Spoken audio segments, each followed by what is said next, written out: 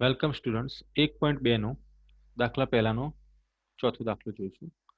5005 ને અવિભાજ્ય અવયવોના ગુણાકાર સ્વરૂપે દર્શાવવાના છે.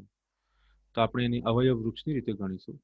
5005 2 વડે નથી ભગાતા, 3 વડે પણ ભગાતા નથી, સીધા ભાગવાના છે 5 વડે. 5 વડે ભાગ્યા પછી જવાબ આવે છે 1001. બરાબર. હવે આ 1001 ને 5 વડે ભાગવાનો ટ્રાય કર્યો. આગળ 2 અને 3 ને 5 વડે તો ભાગી જ નથી શકાતા. તો હવે આપણે કયા ક્રમની 2 આવ્યા પછી 3 આવે, 3 આવ્યા પછી 5 આવે, 5 પછીની અવિભાજ્ય સંખ્યા 7, એના વડે આપણે પ્રયત્ન કરવાનું છે. તો 7 વડે ભાગવાથી ભાગી દીધા 143 જવાબ આવે, જે આપણે અહીંયા મૂકી દેવાનું. હવે આ 143 ને ફરી પાછું ટ્રાય કરવાનું 7 વડે. 7 વડે ના ભગાય એટલે 7 થી આગળ વધવાનું.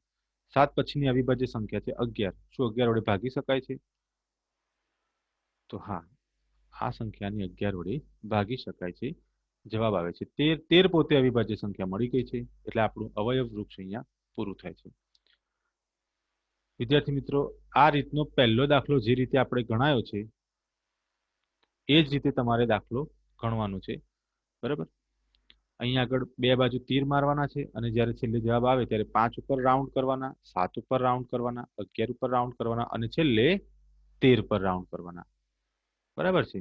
તો આમ 5005 બરાબર 5 ગુણ્યા 7 ગુણ્યા 11 ગુણ્યા 13 કોઈ પણ સંખ્યા બેવડાતી નથી, એટલે આપણને વર્ગ કે ઘન લખવાની જરૂર પડતી નથી. એઝ ઇટ ઇઝ જે દાખલો છે એમ જ પૂરો થાય છે. Thank you students.